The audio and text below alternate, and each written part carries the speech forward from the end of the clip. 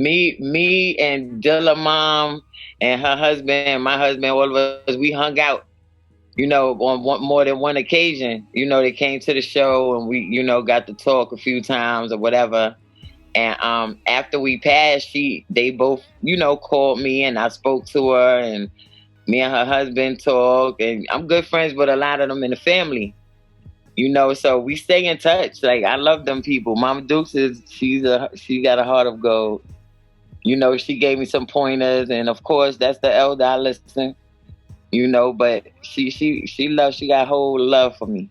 She let me know that regardless to whatever is going on, she said, you stand your ground. You stand your ground. She said, nobody don't know that person better than you do. You stand your ground, and if something ain't right, deal with it right then and there.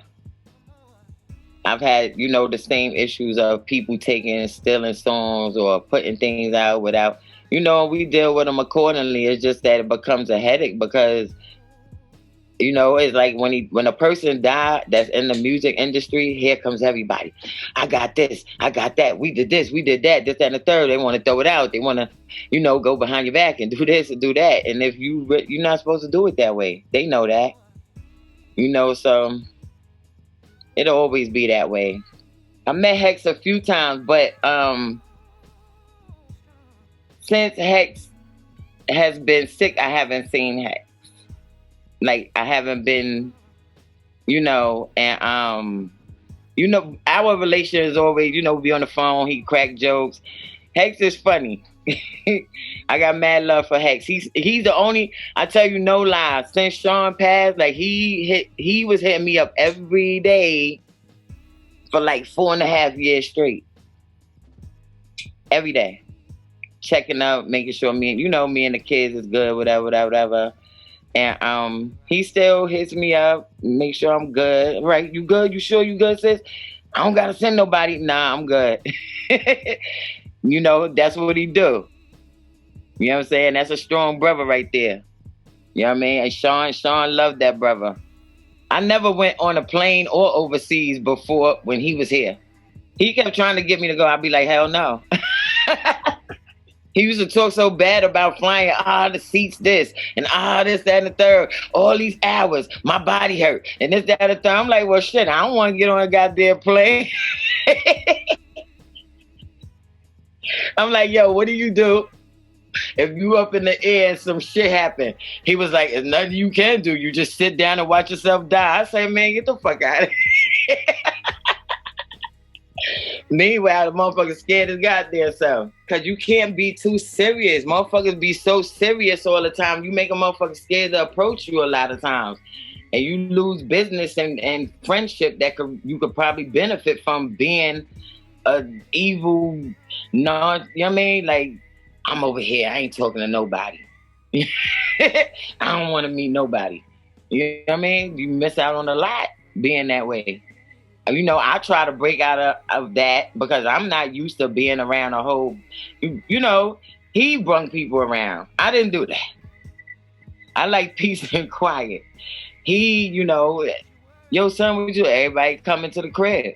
Like when they was in junior high school and, the kids, they sometimes have parent and child things like basketball together or soccer. They doing something with the kids. You bring your parent, and they was playing basketball with the other fathers. The children against the fathers, and he playing the ball or whatever. So one of the fathers said, "Hey, I know you.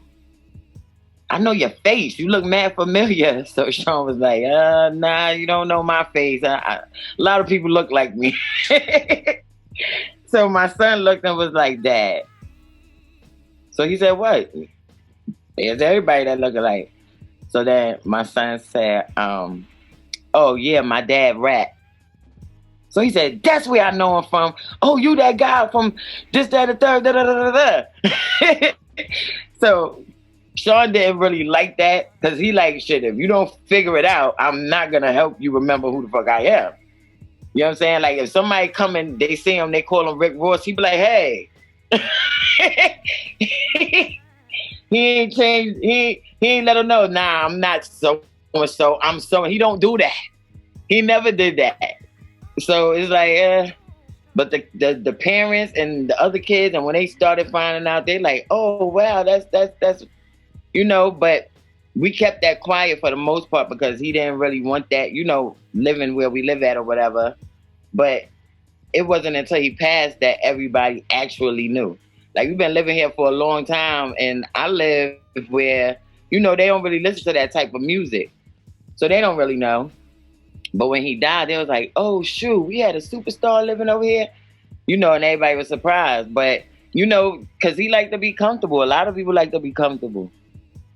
When you out where you supposed to be getting the accolades at, that's where you get it at. You want to be able to walk through the street and be yourself without them saying, oh, I seen him over there farting on the bench.